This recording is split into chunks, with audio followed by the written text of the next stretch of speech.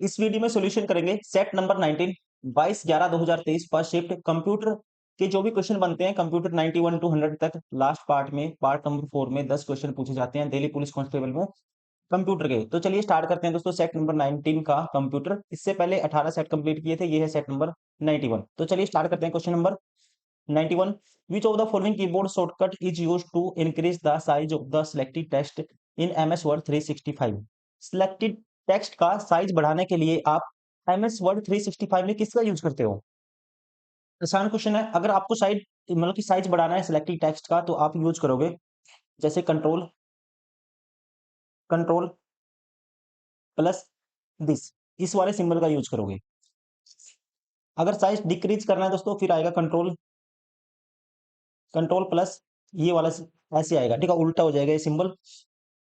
Close वाले symbol का use करना है, जैसे क्लोज वाला जो ब्रैकेट है इसका यूज करना है अगर आपको साइज को इंक्रीज करना है। अगर डिक्रीज करना है तो उल्टा, तो फिर साइज डिक्रीज करने के लिए ये सिंबल उल्टे वाला, जैसे कि न्यूमेरिकल जो सिंबल होते हैं उनके नीचे ये प्लेस होता है, डिस्प्लेस होता है कीबोर्ड में नीचे की तरफ राइट साइड में, जहां पे बैक स्पेस होता है उसके नीचे वाली रो में।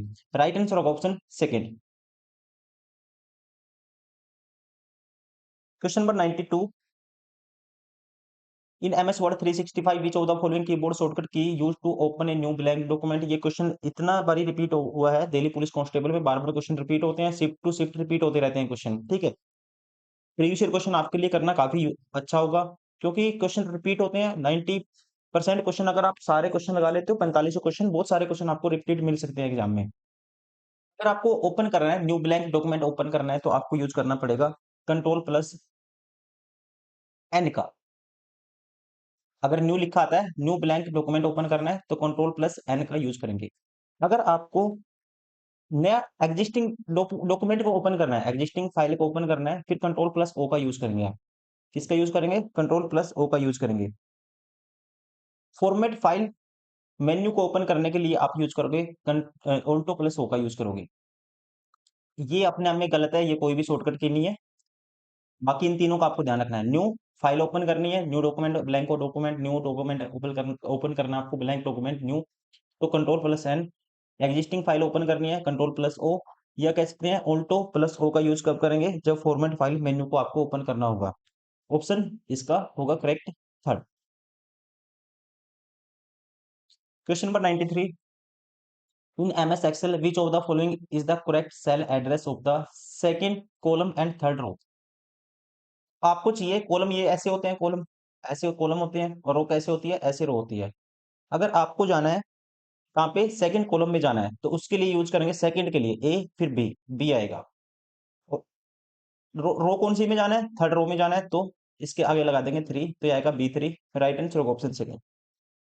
वैसे ही इस तरह से कुछ भी पूछा बता दोगे, तरीका यही रहेगा।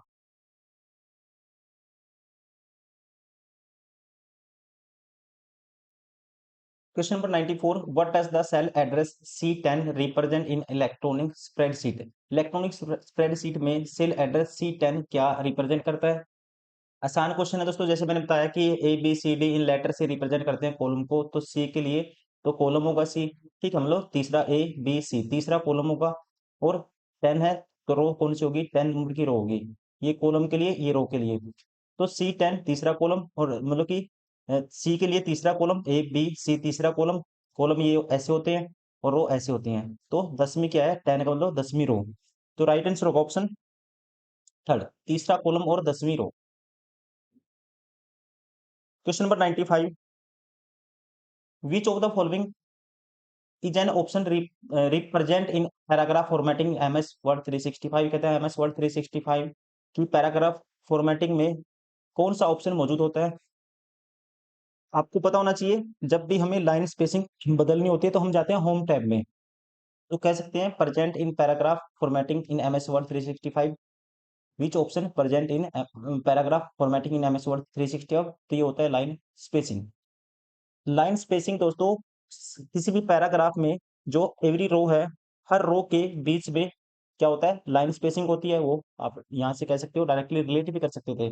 तो पैराग्राफ में क्या होता है? लाइन स्पेसिंग होती है, option second.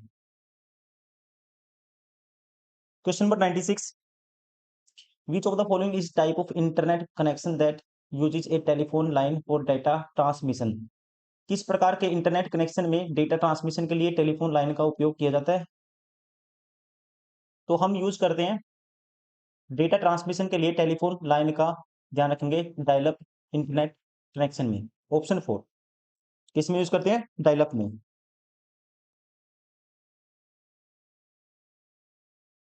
Question number 97, MS Word 365 में निम्नलिखित में से कौन सा, इंग्लिश में पढ़ता हूँ, which of the following alignments will give your text straight edges on a both sides of the paragraph and extends each line of your text to the left and right margins in MS Word 365।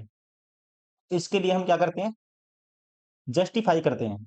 और justify करने की control plus सी, मतलब कि control plus जे shortcut की होती है, जिससे हम अपने जस्टिफाई करके हम अपने जो पैराग्राफ है उसमें दोनों तरफ कॉर्नर पे क्या दे सकते हैं? दोनों तरफ एजिस एजिस दे सकते हैं, मतलब किनारे दे सकते हैं। Option 4 justify. Question number 98, among the following under which tab will you find the start mail merge in the Microsoft Office Professional Plus 2016 Microsoft Office Professional Plus 2016 में आपको स्टार्ट मेल मर्ज निम्नलिखित में से किस टैब के अंतर्गत मिलेगा? मेल मर्ज आता है, ध्यान रखेंगे, मेलिंग्स टैब में आता है। ऑप्शन 4 इसमें दोस्तों 5 ग्रुप आते हैं, जैसे कि मेलिंग्स टैब में 5 ग्रुप आते हैं, जैसे start mail merge, write and insert, fields, preview results and finish. Right answer होगा option 4। Question number 99, which of the following is the secret string of characters used to verify the identity of a user during the authentication process? तो इसमें use करते हैं किसका? Authentication के लिए password का।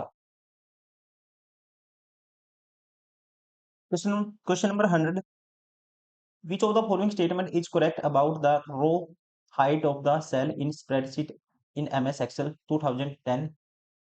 MS Excel 2010 में कहता है स्प्रेडशीट में सेल की पंक्ति, ठीक है, सेल की पंक्ति की ऊंचाई के बारे में कौन सा कथन है जो सही है? About row height of the cell in a spreadsheet. तो आपको ध्यान रखना है MS Excel 2010 में मैन्युअल तरीके से हम जो रो की हाइट है वो सेट कर सकते हैं 0 से लेके 409 तक। 0 से लेके 409 तक। राइट आंसर होगा ऑप्शन फर्स्ट।